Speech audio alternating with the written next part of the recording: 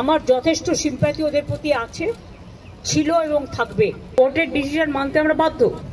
যারা চাকরি খেয়েছেন তারাই যদি আজকে তাদের স্বার্থ রক্ষার গুরু হয়ে যায়, সেখানে আমার আপত্তি আছে।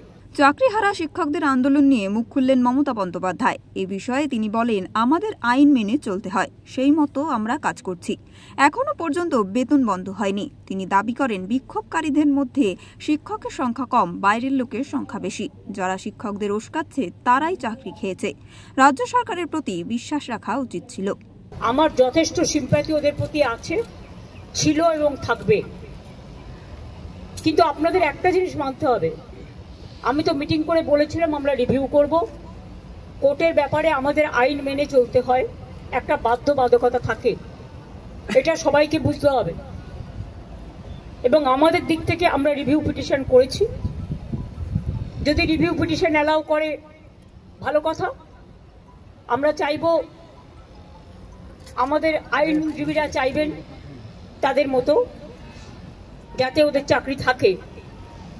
কিন্তু সেখানে কোর্ট যদি কোনো ডিসিশন নেয় তাহলে আমি বলতে পারি না যে আমি মানব না, কারণ কোর্টের ডিসিশন মানতে আমরা বাধ্য।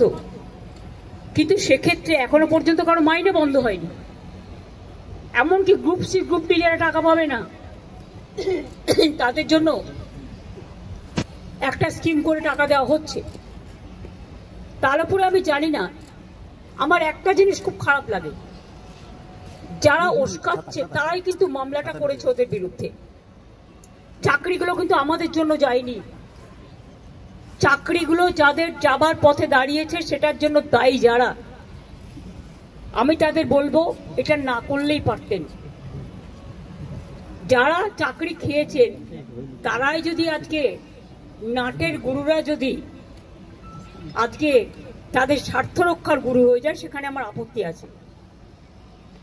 তাদের রাজ্য সরকারকে বিশ্বাস করা উচিত ছিল। আমি নিজে ওদের সাথে মিটিং করেছি। শিক্ষকদের কাছ থেকে আমরা মিনিমাম সম্মান, সৌজন্য এটুকু প্রত্যাশা করি। রাজনীতির ঊর্ধ্বে থেকে তারা সমাজকে সেবা করুন, বাচ্চাদের শিক্ষা দিন।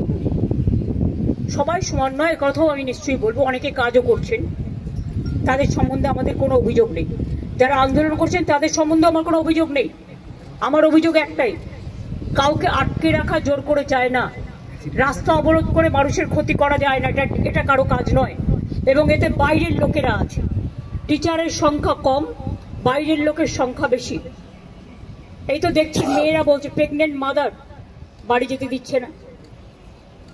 অফিসে কাজ করছে তাকে 14 ঘন্টা, 18 ঘন্টা, 20 ঘন্টা আটকে রেখে দেওয়া হয়েছে। একটি মেয়ে পরীক্ষা দিতে গেছে, পরীক্ষার্থী, সে বারবার বলেছে আমি বাড়ি যাব, আমার বাড়ির লোক চিন্তা করবে। তাকে নামতে দেওয়া হয়নি, বেরোতে দেওয়া হয়নি, এবং সে ভয়ে লাফ দিয়েছে। তার পায়ে চোট আছে, সে হসপিটালে ভর্তি হয়েছে। মনে রাখতে হবে না, আগে আমরা মানবিক মানুষ। মানবিকতাকে শ্রদ্ধা করলে তাকে ভালোবাসা যায়, তাকে সম্মান করা যায়। আমি আন্দোলনের বিপক্ষে নই, কিন্তু আন্দোলন করারও একটা লক্ষ্মণ রেখা আছে। আমার যেমন অধিকার নেই কাউকে বাধা দেবার, অন্যেরও অধিকার নেই আমাকে বাধা দেওয়া।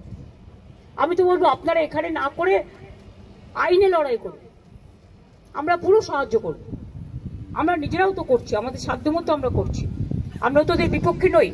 কিন্তু কোনো রাজনৈতিক দল যদি মনে করেন রাজনৈতিক দল জল ঘোলা করবেন, তাহলে সেই রাজনৈতিক দলকে আমার কোয়েশ্চেন থাকবে, কোর্টে গিয়ে কেসটা তো আপনারা করেছিলেন, এটা করা কি ঠিক ছিল? ব্যুরো রিপোর্ট, ওঙ্কার বাংলা।